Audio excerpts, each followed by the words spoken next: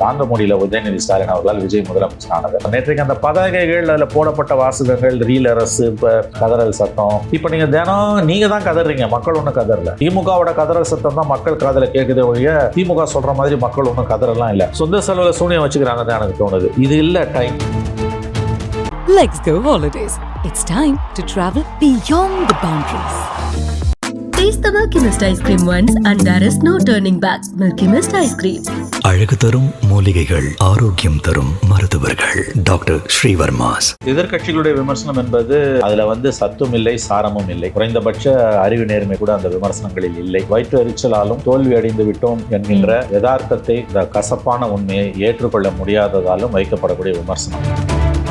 உதயநிதி ஸ்டாலின் 75 ஆண்டுகால கட்சியோட இன்றைய முகம் எதிர்கட்சி தலைவர். அவர் ஏன் அப்படி பேசுறார்? விவரமறியாமல் பேசுகிறார். திரும்பவும் சொல்ற, தோல்வியில் இருந்து திமுக இன்னமும் மீளவில்லை. தோல்வியை ஏற்றுக்கொள்ளக்கூடிய பெருந்தன்மை வரவில்லை. அந்த வருத்தத்தில், அந்த பொறாமையில் தான் இந்த விமர்சனங்கள் வைக்கப்படுகின்றன. உங்களால 3 வருஷமா அப்பாவால சாதிக்க முடியாததை நீ விஜய் சாதிச்சிருக்க. 1000 தான் தமிழ்நாட்டின் பக்கம் நியாயம் இருந்தாலும் தொடர்ந்து 3 ஆண்டுகள் ஆளுநரோடு திமுக அரசு மோதியதும், ஆளுநர் வாக் அவுட் பண்ணியதும் ஸ்டாலின் ஆட்சியினுடைய கரும்புள்ளியாகத்தான், ஆட்சி காலத்தின் கரும்புள்ளியாகத்தான் பார்க்கப்படுகிறது. அது இன்னைக்கு நடக்கல. அதை இவங்களால ஏத்துக்க முடியல. உடனே டாபிக்கை மாத்துறாங்க. இவங்க என்ன எதிர்பார்த்தாங்க? வந்தே மாதரம் பாடலை முதல்ல இசைப்பாங்க, சிக்கல் வரும், அதை வச்சு பெரிய அளவில் நம்ம அரசியல் பண்ணலாம்னு நினைச்சாங்க. அது எல்லாத்துலேயும் மண்ணள்ளி போட்டாச்சு. இப்போதைக்கு விஜய் அரசோடு மோத வேணாம்னு அமித்ஷா கவர்மெண்ட், மோடி கவர்மெண்ட் நினைக்கிருக்காங்க. 35% ஓட்டு வாங்கி ஒருத்தன் ஜெயிக்கிறதுன்றது வரலாற்று சாதனை. விஜயும் சென்ட்ரல் கவர்மெண்ட் நோடுறதுக்கு தயாரா இல்லை. அதாவது டிஎம்கே அது ஒரு ஆலமரம். அது ஃபைட் பண்ணும். விஜய் மாதிரி புதுசா வந்தவங்களால ஜெயிச்சிட்டாங்களே ஒழிய இவங்களுக்கு நேஷனல் பிரசன்ஸ் கிடையாது, பார்லிமெண்டரி பிரசன்ஸ் 0. ஃபைட் பண்றது அவ்வளவு ஈஸி. என்னத்துக்கு பிரச்சனை? வேணாம், எங்களுக்கு ராஜ்யசபாவே வேணாம். நேற்று முந்தா நாள் கூட ஸ்டாலின் பேசியிருக்காரு, அவங்க எம்எல்ஏக்கள் மத்தியில் 6 மாசத்துல இந்த கவர்மெண்ட் கவுந்துருன்றாங்க. ரொம்ப தப்பான வார்த்தைங்க. இது நெகட்டிவா தான் போய் திமுக முடிய போகுது. ஏன் அவங்க இப்படி தப்பு பண்றாங்கன்னு எனக்கு புரியல. சரிங்க, அவர் கவுந்துடுறாரு இல்ல கவுத்துடுறீங்க. நீ இந்த சம் அன்ஃபோர்சிங் டெவலப்மெண்ட்ல கவர்மெண்ட் கவுந்துடலாம். நீங்க வரமாட்டீங்க சார், நீங்க வரமாட்டீங்க. இன்னும் இதை விட மோசமா போகும். இப்போ புலம்புற மாதிரி இது வரைக்கும் புலம்புனதே இல்லை. என்ன பிரச்சனைனா, ஏடிஎம்கே கிட்ட தோத்து இருந்தா புலம்பல் இருந்திருக்காது. புதுசா வந்தவங்க கிட்ட தோத்துட்டாங்க. அதுக்கு என்ன பண்றது? மக்கள் தீர்மானிக்கிறாங்க. கடைசியா 2022 நினைக்கிறேன், ஆளுநர் அவர்களுடைய உரை தமிழகத்தினுடைய சட்டமன்றத்துல ஒலித்து, அதோட கிட்டத்தட்ட 4 வருஷத்துக்கு பிறகு இப்போதான் தமிழகத்தினுடைய தற்போதைய ஆளுநர் முழு உரையையும் படித்திருக்கிறார் அப்படிங்கிற ஒரு செய்தியை நம்மளால பார்க்க முடிந்தது. இந்த ஒரு விஷயத்தை எப்படி சார் பாக்குறீங்க? இது நல்லதொரு தொடக்கம். சுமூகமான உறவு, ஆளுநருக்கும் ஒரு தேர்ந்தெடுக்கப்பட்ட அரசுக்கும் இடையில் சுமூக உறவு நிலவுவது மாநில நலன்களுக்கு முக்கியமானது. ஆளுநரின் நலனை விட முதலமைச்சரின் நலனுக்கும் மாநில அரசின் நலனுக்கும் அது முக்கியமானது. ஸ்டாலினுடைய ஆட்சி காலத்தில் அவருக்கும் அன்றைய ஆளுநர் ஆர்.என். ரவிக்கும் இடையில் உறவு மிக மோசமடைந்தது. அதற்கு 90% மேல், 100% அதற்கு காரணம் அன்றைய ஆளுநர் தான். அதில் ஸ்டாலினை குறை சொல்ல முடியாது. ஏன்னா அவர் அரசு எழுதி கொடுக்கக்கூடிய உரையை படிப்பதை தவிர அந்த ஆளுநருக்கு வேறு வழியே கிடையாது. ஆனால் அவர் இஷ்டம் போல் செயல்பட்டார். எழுதினதை படிக்க மறுத்தார், அதில் இல்லாததெல்லாம் பேசினார், படித்தார். ஸோ அதெல்லாம் பெரிய சர்ச்சையாச்சு. ஒரு 3 உரைகள் அவர் வாக் அவுட் பண்ணி போனார். ஒரு கசப்பான சூழல் நிலவுச்சு. அது ஒரு அரசுக்கு நல்லது அல்ல. இப்போ அது மாறி இருக்குது. இந்த அரசு எழுதி கொடுத்த உரையை அப்படியே வாசித்திருக்கிறார் ஆளுநர். ஒரு நல்ல தொடக்கம் இன்றைக்கு வந்திருக்கிறது. இது மாநில அரசியலுக்கு நல்லது என்று தான் நாம் பார்க்க வேண்டும். ஒரு ஆளுநர் அப்படிங்கிறவர் மத்திய அரசினுடைய ஒரு பிரதிநிதியாக தான் இங்கே செயல்படக்கூடியவர். ஆனால் இப்போது தமிழகத்திலிருந்து எழுதி கொடுக்கப்பட்ட அந்த உரையில் எப்படி இருந்துச்சு அப்படின்னா, இருமொழி கொள்கை தான் வேணும் அப்படிங்கிறதா இருக்கட்டும், எங்களுக்கு தேவையான நிதியை கொடுங்க, இது எல்லாமே ஆளுநரை வச்சு படிக்க வச்சது அப்படிங்கிறது பல பேர் வரவேற்கத்தக்க ஒரு விஷயத்தில் பேசியிருந்தாலுமே, எதிர்க்கட்சி தலைவர்கள் என்ன சொல்கிறாங்க அப்படின்னா, இதிலிருந்தே தெரியுது இவங்க பிஜேபியினுடைய கைக்கூலி அப்படிங்கிறதுன்னு. இந்த ஒரு விமர்சனத்தை எப்படி அணுகலாம் நம்ம? அதாவது எதிர்கட்சிகளுடைய விமர்சனம் என்பது வயிற்று எரிச்சலாலும் தோல்வி அடைந்து விட்டோம் என்கின்ற அந்த யதார்த்தத்தை, அந்த கசப்பான உண்மையை ஏற்றுக்கொள்ள முடியாததாலும் வைக்கப்படக்கூடிய விமர்சனம். அதில் சத்தும் இல்லை, சாரமும் இல்லை.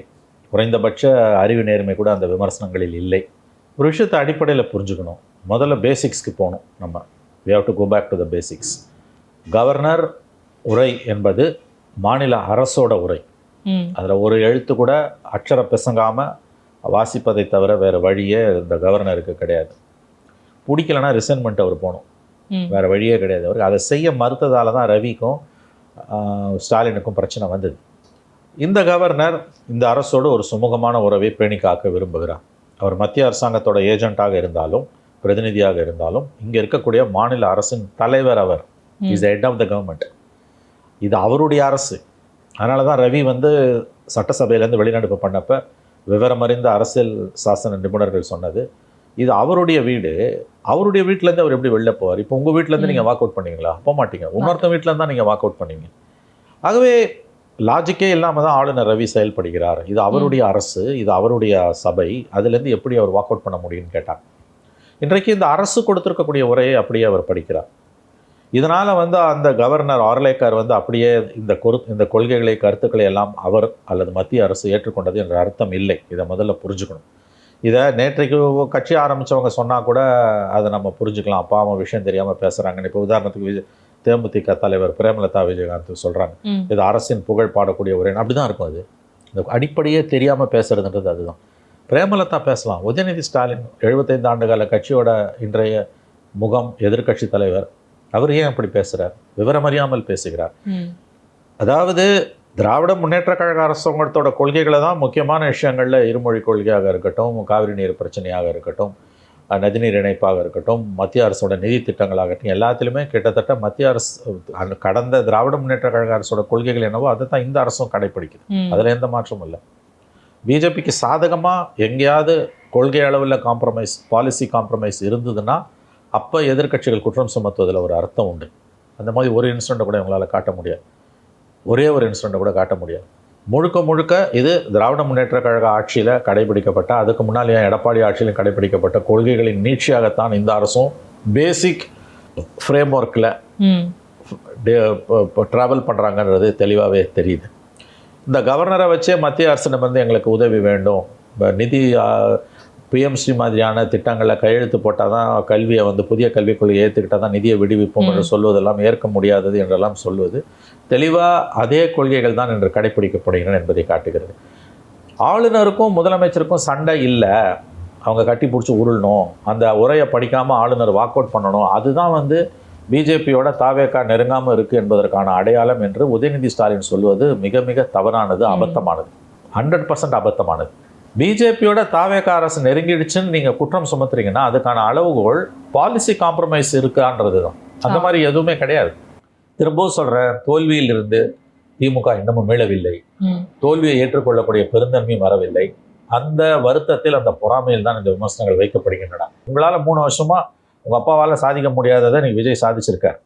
1000 தான் தமிழ்நாட்டின் பக்கம் நியாயம் இருந்தாலும் தொடர்ந்து 3 ஆண்டுகள் ஆளுநரோடு திமுக அரசு மோதியதும், ஆளுநர் வாக் அவுட் பண்ணியதும் ஸ்டாலின் ஆட்சியினுடைய கரும்புள்ளியாகத்தான், ஆட்சி காலத்தின் கரும்புள்ளியாகத்தான் பார்க்கப்படுகிறது.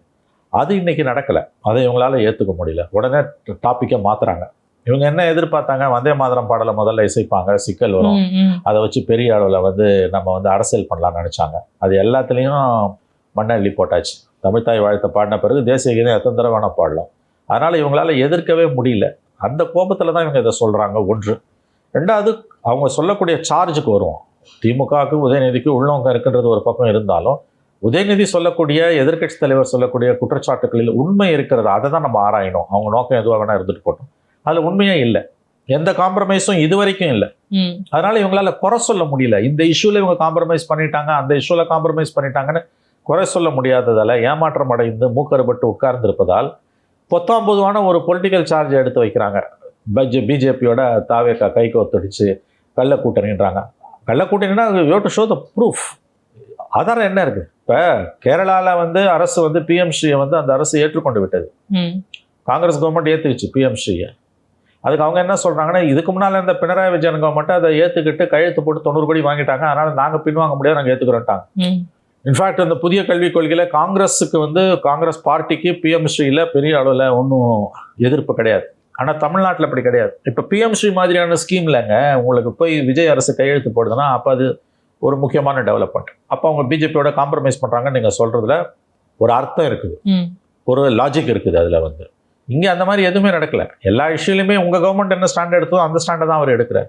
ஊழலை ஒழிப்பதற்கான விஷயங்கள் வந்து பெரிய அளவில் இன்னைக்கு எடுக்கப்படுதுங்க. அது வந்து திமுகவால் தாங்க முடியல. ஏன்னா ஊழலின் ஊற்றுக்கண்ணாக இருந்த 5 ஆண்டு கால திமுக ஆட்சி, அதுக்கு முன்னால் அந்த எடப்பாடி ஆட்சி, 2 பேருமே இன்னைக்கு புலம்பிக்கிட்டு இருக்கிறதுக்கு காரணம் அந்த ஊழலின் ஊற்றுக்கண்கள் அடைக்கப்படுகின்றன. நேற்றைக்கு ஆளுநரோட உரையில் மிக முக்கியமானது ஒன்று, மைனிங், சுரங்கம் சம்பந்தப்பட்ட விஷயத்தில் வந்து ஏகப்பட்ட குளறுபடிகள், லைசன்சிங் இல்லாமல் அது வந்து தனியார் பாக்கெட்டுக்கு போச்சு. அது அத்தனையும் வந்து இன்றைக்கு அந்த ஓட்டைகள் அடைக்கப்படும். அரசுக்கு வர வேண்டியது அந்த பணம் வரும். இயற்கை வளங்கள் மூலமாக மாநில அரசுக்கு வரக்கூடிய பணம் பெரிய அளவில் இருக்குது. அது எல்லாமே வந்து நாங்கள் வந்து அதை முழு அளவில் வந்து செயல்படுத்துவோம் போன்ற அறிவிப்புகள் இவர்கள் வயிற்றில் புளிய கரைக்குது. அப்படித்தான் நான் இதை பார்க்கிறேன். இந்த உரையில் வந்து இது ஒரு கஸ்டமரி அட்ரஸ். இது யூஸ்வலாக ஒவ்வொரு அரசும் வந்து வைக்கக்கூடிய, அதில் வந்து மாநிலத்தில் சட்டம் ஒழுங்கு சிறப்பாக இருக்கிறது, தேனும் பாலும் ஓடுகிறது, அப்படி தான் பேசுவாங்க. அதை பேச மாட்டேன்னு மறுத்ததால தான் அந்த கவர்னரோட சண்டை வந்தது. இதே பிஜேபி ஆளக்கூடிய மாநிலங்களில் எல்லா கவர்னரும் எழுதி கொடுத்தது தான் படிக்கிறான்.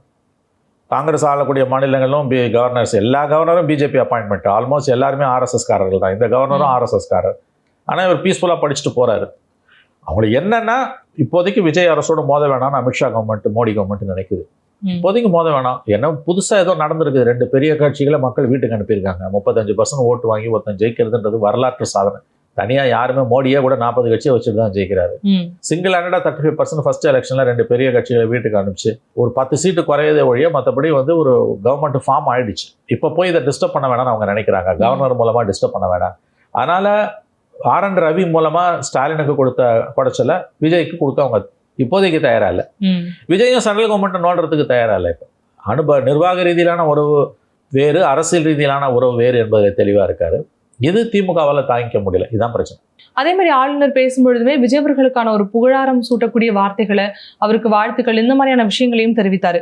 இதெல்லாத்தையும் பார்க்கும்பொழுது ஒரு இணக்கமான ஒரு உறவு இருக்கு. இல்ல இது மட்டுமே அளவுகோல் இல்லைங்க. இப்ப அந்த விசில் புரட்சி அதெல்லாம் வந்து யூஸ்வலா இது வந்து ஒரு கவர்னர், நீங்க ஜெயலலிதா காலத்தோட கவர்னர் அட்ரஸ்லாம் எடுத்து பார்த்தீங்கன்னா 91, 96, அப்புறம் 2001, 2006, அப்புறம் 2011, 16, இந்த 15 ஆண்டுகள்ல இதே மாதிரி இருக்கும். ஜெயலலிதாவை வானலாவை புகழ்ந்து, அவங்கள ஜான்சி ராணி, அவங்க வந்து மாதரகுல திலகம், இப்படிலாம் பேசி தான் அந்த உரை இருக்கும். அதுதான் கவர்னர் படிப்பார். அதே படித்த கவர்னர் ஜெயலலிதாக்கு எதிராக வழக்கு போடும் அனுமதி கொடுத்தாரு சென்னாரெட்டி 30 வருஷத்துக்கு முன்னால, 95. ஓகே, இதுக்கு ஒன்றும் பெரிய அர்த்தமே கிடையாது. ஜெயலலிதாவை புகழ்ந்து ஜனவரி மாதம் கவர்னர் அட்ரஸ் அதில் புகழ்ந்து பேசுகிறாரு the same governor doctor Chenna Reddy. April 1, 95, 31 வருஷத்துக்கு முன்னால் ஜெயலலிதாவுக்கு எதிராக சுதந்திர இந்திய வரலாறுலேயே ஃபஸ்ட் டைம் சாங்ஷன் பண்ணார் ஓகே கேஸ் போடுறதுக்கு. அஃப்கோர்ஸ் அம்மா சுப்ரீம் கோர்ட்டில் போய் ஸ்டே வாங்கினா அந்த கேஸ் இன்னமும் பெண்டிங்கில் இருக்குது. அந்த அம்மாவை சேர்த்து போயிட்டாங்க, சென்னாரெட்டியும் சேர்த்து போயிட்டாரு. அது விசாரித்த வக்கீல்லாம் சேர்த்துட்டான், அப்பீரான வக்கீல்லாம் சேர்த்துட்டான், ஜட்ஜெல்லாம் சேர்த்துட்டான். கேஸ் இருக்குது அப்படியே. கேஸ் இருக்கு. இப்போ நான் எதுக்கு உங்களுக்கு இதெல்லாத்தையும் சொல்கிறேன்னா, கவர்னர் இப்போ விசில் புரட்சி அப்படிலாம் சொன்னதை வச்சு புகழ்ந்து பேசுகிறாரு, இவர் வந்து பிஜேபியோட சேர்ந்துட்டாங்க. நான்சென்ஸ், அதெல்லாம் ஒன்றும் கிடையாது. இப்போதைக்கு மோதல் போக்கு வேணான்னு அவங்க விரும்புகிறாங்க. பின்னாளில் என்ன வேணா நடக்கலாம், அது என்ன வேணா நடக்கலாம். கவர்னர் அட்ரஸ்னா என்ன? அது ஒரு சம்பிரதாயம், அது ஒரு சடங்கு. இப்போ வந்து தமிழகத்திற்கு தேவையான ஒரு நிதி நிலை, அது நிதி வேணும் அப்படின்றப்போ மத்திய அரசினுடைய உதவி, மத்திய அரசினுடைய இணக்கமான உறவு எந்த அளவுக்கு முக்கியமோ அந்த அளவுக்கு ஆளுநர் அவர்களுடனான ஒரு இணக்கமான ஒரு உறவு முக்கியமா சார் தமிழகத்தை பொறுத்த வரைக்கும்? கண்டிப்பா.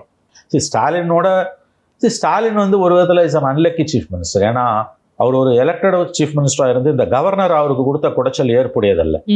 ஸ்டாலின் கவர்மெண்ட்ல ஊழல் கரப்புரண்டு ஓடிச்சு, குடும்ப அரசியல் தலைவிரிச்சு ஆடிச்சு. அவர் வந்து ஒரு மக்களால் தேர்ந்தெடுக்கப்பட்ட முதலமைச்சர். அவருக்கு உரிய ஒத்துழைப்பை அன்றைய மத்திய அரசு, இப்போ இருக்க மத்திய அரசு, குறிப்பாக அன்றைய கவர்னர் கொடுக்கல. ஸ்டெப் பை ஸ்டெப் அவரை வந்து பிளாக் பண்ணாங்க. பல மசோதாக்களில் வந்து கையெழுத்து போடாமல் தகராறு பண்ணாங்க. அதனால தான் ஒவ்வொரு தடவையும் அவர் சுப்ரீம் கோர்ட்டுக்கு ஓடினார். அவர் வாங்கி கொடுத்த ஜட்ஜ்மெண்ட்லாம் மாநில உரிமைகளுக்கு அவர் பெற்றுக் கொடுத்த ஒரு சீதனம்னே நம்ம சொல்லலாம். ஸ்டாலின் அரசாங்கத்தோட ப்ளஸ் பாயிண்ட்னு சொன்னீங்கன்னா அதெல்லாம் நம்ம சொல்லலாம். மைனஸ் இருக்கிற மாதிரி ப்ளஸும் இருக்குது. அதில் he was an unfortunate chief minister. அவருக்கு கவர்னர் கொடுத்த குடைச்சல் வந்து எந்த சீஃப் மினிஸ்டருக்குமே அவ்வளோ குடைச்சல் கொடுத்தது கிடையாது. ஒவ்வொரு விஷயத்துலையும் அவர் இம்சை கொடுத்தாரு அந்த கவர்னர். இப்போ விஜய்க்கு அவங்க கொடுக்க மாட்டாங்க. ஏன்னா அன்னைக்கு அவங்க கொடுத்ததுக்கு காரணம் பிஜேபிக்கு எதிராக, மோடிக்கு எதிராக அவர் இருக்காருன்ற காரணம். விஜய் சென்ட்ரல் பாலிடிக்ஸ் பற்றி பேசுறதே இல்லையே. ஸ்டேட்டோட அவர் தன்னை கன்ஃபைன் பண்ணிக்கிறார். ஆதரிக்கிறதும் இல்லை, எதிர்க்கிறதும் நியூட்ரல். அது வாட் எவர் இட் இஸ், அது நியூட்ரலான்னு தெரியாது. அவர் இப்போ கொள்கை எதிரி பிஜேபின்னு சொல்லுவார், பிரகடனப்படுத்துவார். ஆனால் நடைமுறையில் பிஜேபிக்கு எதிராக அவங்க எதுவுமே செய்யறதில்லை. நீங்கள் பார்த்தீங்கன்னா தெரியும் உங்களுக்கு. இன்ஃபேக்ட் ராஜ்யசபா எம்பி சீட் அவங்களுக்கு வந்தப்போ கூட வந்து it was a god's and opportunity. ஒரு எலெக்ஷனில் நின்று வர வேண்டியது 2 வருஷம் பொறுத்து 28 தான் ராஜ்யசபா சீட் வருது. அதில் 3 சீட்டு ஜெயிக்கலாம் அவங்களுக்கு இருக்க எம்எல்ஏ ஸ்ட்ரென்த்தை வச்சு. பட் பதவி ஏற்ற 10 நாள்லேயே அந்த வாய்ப்பு வந்தது. அவர் அதை யூஸ் பண்ணல. ஏன் யூஸ் பண்ணல? காங்கிரஸ் கொடுத்த ப்ரெஷர்ன்றதெல்லாம் அதெல்லாம் கிடையாது. ராஜ்யசபா எம்பிஐ பார்லிமெண்ட் போனீங்கன்னா இஷ்யூஸில் ஸ்டாண்ட் எடுக்க வேண்டியிருக்கும். For or against you have to take a stand. இல்லை நாங்கள் பாய்காட் பண்ணிட்டு போகிறோன்னா அதுவே ஒரு stand. Not taking a stand is itself a stand. இன்னத்துக்கு பிரச்சனை அப்படியே காங்கிரஸுக்கு தள்ளி விட்டாச்சு. ஓகே, புரியுதா நான் சொல்றேன்? காங்கிரஸ் ப்ரெஷர் அதெல்லாம் அவர் கொடுக்கல. He loved the pressure exerted from the Congress. In fact, somebody was jokingly telling, Congress பிரச்சனை பண்ணலன்னா இவரே கூப்பிட்டு யாருக்காவது கொடுத்துருப்பாரு, வைகோ கொடுத்துருப்பாருன்றாங்க. அவங்கள கேட்க வச்சு கொடுத்துருப்பாரு. என்னத்துக்கு போய் பார்லிமெண்ட்ல போய் நம்ம உட்காந்து என்னத்தை கிழிக்க போறோம்? அங்கே போனால் மோடி கவர்மெண்ட்டோட எதனாவது ஒரு பிரச்சனை வரும். அப்போ நீங்கள் ஃபார் அண்ட் அகேன்ஸ்ட் எடுக்க வேண்டியிருக்கும்.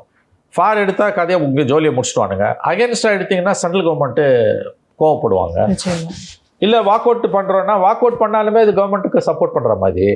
அப்போ தான் கள்ள கூட்டணி கள்ள உறவுலாம் வரும். என்னத்துக்கு பிரச்சனை? வேணாம், எங்களுக்கு ராஜ்யசபாவே வேணாம். இப்படியே காங்கிரஸ் கொடுத்து விட்டாச்சு.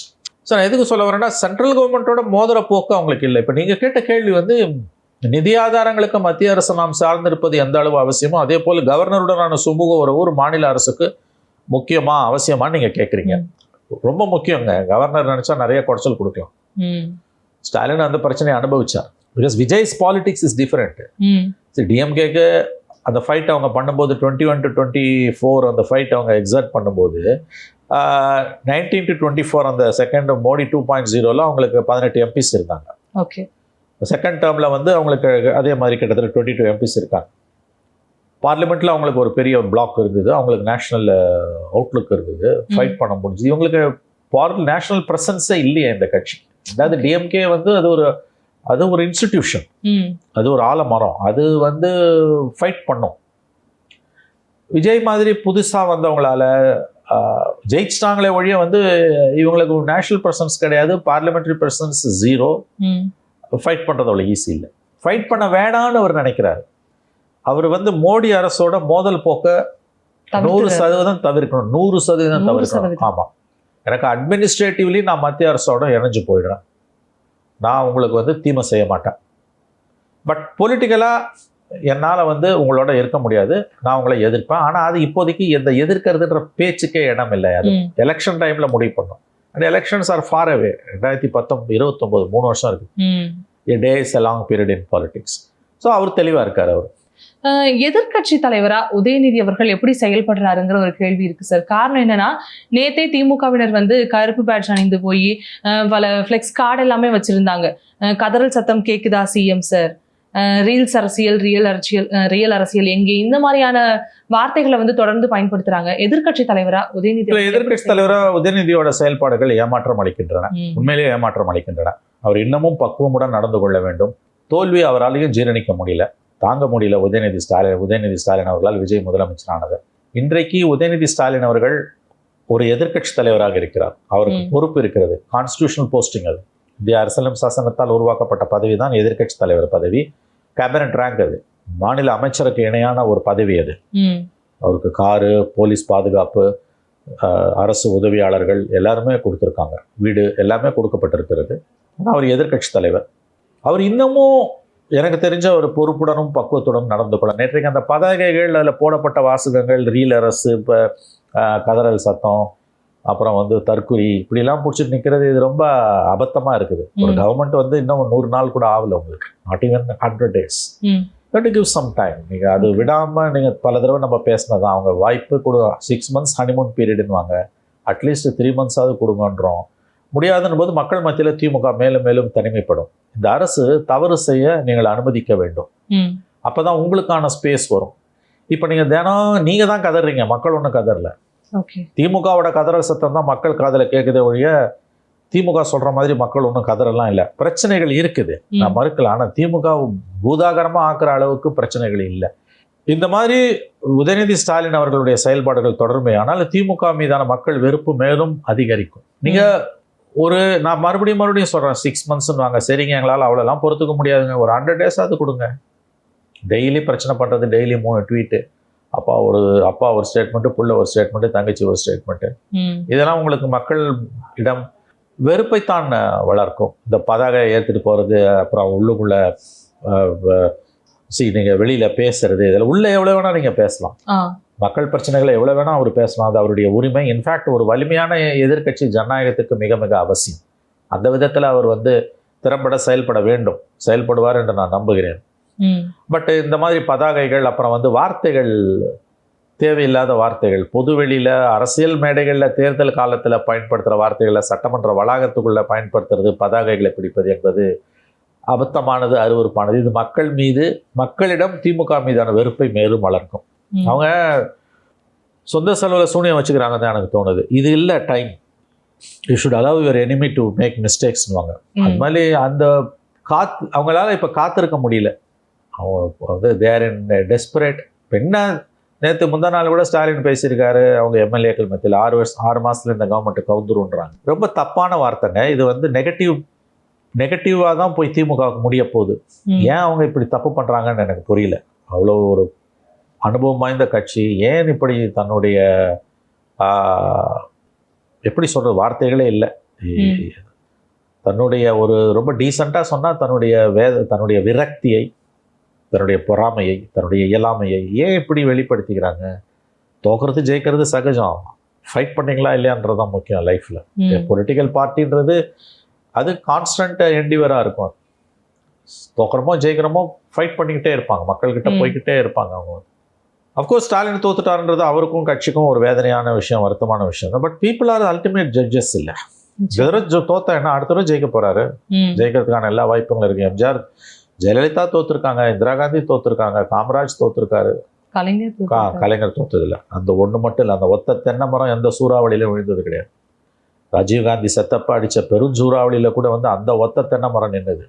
தட்ஸ் அ ஃபினாமினா, அது ஒரு பேரதிசயம். திமுக வந்து சந்திக்காத தோல்வியே, திமுக சந்திக்காத தோல்விகள் கிடையாது, அது உண்மை. ஒரு சீட்டு வாங்கி கலைஞர் மட்டும் ஜெயிச்சு மற்றவங்க எல்லாம் தோத்து சைபர் ஆனாங்க. திமுக அளவுக்கு தோல்விகளை சந்திச்சவங்களும் இல்லை, திமுக அளவுக்கு வெற்றிகளை சந்திச்சவங்களும் இல்லை. ஏன் அப்போ இவ்வளோ தூரம் பதறாங்க? இந்த 38 நாள் 40 நாள் கூட முடியல, இன்னைக்கோட 39 நாள் தான் முடியுது. ஏன் இவ்வளோ தூரம் வைத்தறிச்சல்? நான் கேட்குறேன். வைத்தறிச்சல் கூட இருக்கலாம், அது ஏன் வெளிப்படுத்திக்கிறேன்? டெய்லி யாராவது ஒருத்தர், இட்ஸ் வெரி சேட், ரொம்ப துரதிருஷ்டவசமானது. ஒரு 50 ஆண்டு கால பொது வாழ்க்கைக்கு சொந்தக்காரரான மு.க. ஸ்டாலின் அவர்களே ஏன் வந்து அவர் தினமும், எனக்கு அவர் மீது பெரிய மதிப்பு உண்டு, நான் வெளிப்படையாக சொல்லுகிறேன். அவர் ஒரு அனுபவம் வாய்ந்த ஒரு அரசியல் தலைவர். அவர் வந்து இதுக்கு முன்னாலேயே முதலமைச்சராக இருக்கணும், ரொம்ப லேட்டாக ஆனார். அவர் வந்து அவருடைய ஆட்சியில் நல்லது கெட்டது ரெண்டுமே நடந்திருக்குது. அவர் ஏன் வந்து இது 6 மாசத்துல கவுந்துரும் 3 மாசத்துல கவுந்துரும், ஏன் இப்படி தான் பேசுறாரு அவரு? எனக்கு புரியல. இது மக்கள் தேர்ந்தெடுத்த அரசு. இப்படி பேசுறதால இவங்க திமுக தனக்குத்தானே அவப்பெயரைத்தான் தேடிக்கொள்ளுகிறது. நான் இன்னொன்று கேட்குறேன், சரிங்க அவர் கவுந்துடுறாரு இல்லை கவுத்துடுறீங்க, இந்த மாதிரி விஷயங்களில் கவர்மெண்ட் கவுர்றது வாய்ப்பு இருக்குது தனி மெஜாரிட்டியில். ஏன்னா திடீர்னு சம் அன்ஃபோர்ஸின் டெவலப்மெண்ட்டில் கவர்மெண்ட் கவுந்துடலாம், நீங்கள் வர மாட்டீங்க. அப்போ உங்களுக்கு என்ன லாபம்? அவர் கவுந்தா நீங்கள் வருவீங்கன்னா கூட இந்த ஆசைப்படுறதுல ஒரு அர்த்தம் உண்டு. விஜய் கவுந்துடுறாருன்னே வச்சுக்கோங்க சார், நீங்கள் வரமாட்டீங்க, இன்னும் இதை விட மோசமாக போகும். ஒரு ஃபுல் 5 years நீங்கள் பவர் இல்லாமல் இருந்தீங்கன்னா தான் அடுத்த தடவை உங்களுக்கு மக்கள் வாய்ப்பு கொடுப்பாங்க. இதுதான் கடந்த கால வரலாறு. மக்கள் பிரச்சனைகள் எவ்வளோ இருக்குது, கொஞ்ச நாள் அமைதியாக இருங்க, அதுக்கு பிறகு மக்கள் பிரச்சனைக்காக போராடுங்க. மக்கள் வரப்போகிறாங்க உங்ககிட்ட. இது ஒன்றும் நிரந்தரம் கிடையாது இல்லையா? இந்த தோல்வி, எந்த வெற்றியும் நிரந்தரம் இல்லை, எந்த தோல்வியும் நிரந்தரம் இல்லை. ரங்கராட்டினம் தானே உங்களுக்கு, மேலே இருந்து கீழே, கீழே இருந்து மேலே. இது வரைக்கும் அவங்க ஆட்சியை இழந்தப்ப இந்த மாதிரி புலம்புனது கிடையாது. எத்தனையோ தடவை ஆட்சி இழந்திருக்காங்க, அவங்க சந்திக்காத தோல்விகளே கிடையாது. இப்போ புலம்புற மாதிரி இது வரைக்கும் புலம்புனதே இல்லை. என்ன பிரச்சனைனா, ஏடிஎம்கே கிட்ட தோத்துருந்தா புலம்பல் இருந்திருக்காது. புதுசாக வந்தவங்க கிட்ட தோத்துட்டாங்க, அதுக்கு என்னங்க பண்ணுறது? மக்கள் தீர்மானிக்கிறாங்க. அவங்க என்ன இந்தியர்கள் இல்லையா? அவங்க என்ன சவுத் ஆப்பிரிக்காலேருந்து வந்தாங்க? விஜய் அவங்க கட்சிகள் இல்லை, அவங்க ஓட்டு போட்டவங்கலாம் என்ன உகாண்டாலேருந்து வந்தாங்களா? எல்லாரும் தமிழர்கள், இந்தியர்கள் தானே. அப்போ இதை ஏற்றுக்கிற பக்குவம் ஏன் உங்களுக்கு இல்லை? அது பிரச்சனையே அதுதான். இப்போ நீங்கள் இவ்வளோ தூரம் திமுக கதற அளவுக்கு ஒன்றும் நடக்கலை. யூஸ்வலாக நடக்கிறதா நடக்குது, 1 or 2 இன்சிடென்ட்ஸ் நடக்கலாம், அது ஓகே. அதுக்கு இவ்வளோ பெரிய கட்சி நீங்கள் பதாகை ஏந்தின்னு வந்து சட்டமன்றத்துக்குள்ளேயே போராட்டம் பண்ணுற அளவுக்குலாம் ஒன்றுமே நடக்கல. அவங்க இது என்ன ஆகிடும்னா, நாளைக்கு வந்து உண்மையிலேயே இஷ்யூஸ் வரும்போது நீங்கள் போராடும் போது மரியாதை இருக்கு, எப்போ பார்த்தாலும் கத்தின்னு கிடப்பாங்கன்றோம். அந்த மாதிரி வந்து கட்சிக்குள்ளேயே இன்னைக்கு அப்படி ஒரு ஒப்பீனியன் இருக்குது. ஒரிஜினல் கேடர்ஸ்க்கு இது பிடிக்கல. நீங்கள் அலோவ் பண்ணணும். மை காயலைங்க, இன்னும் ஓட்டு போட்ட மை காயலை, இன்னும் காயலை. அதுக்குள்ளே நீங்கள் இவ்வளோ இம்சை பண்ணிங்கன்னா அது உங்களுக்கு எதிராக தான் போகும். பட் இதுதான் தினமும் நடக்குது, நம்ம ஒன்றும் சொல்ல முடியாது, அவங்க தான் முடிவு பண்ணணும். Let's go holidays. It's time to travel beyond the boundaries. Taste the Milky Mist ice cream once and there is no turning back. Milky Mist ice cream. அழகு தரும் மூலிகைகள், ஆரோக்கியம் தரும் மருத்துவர்கள். டாக்டர் ஸ்ரீவர்மாஸ்.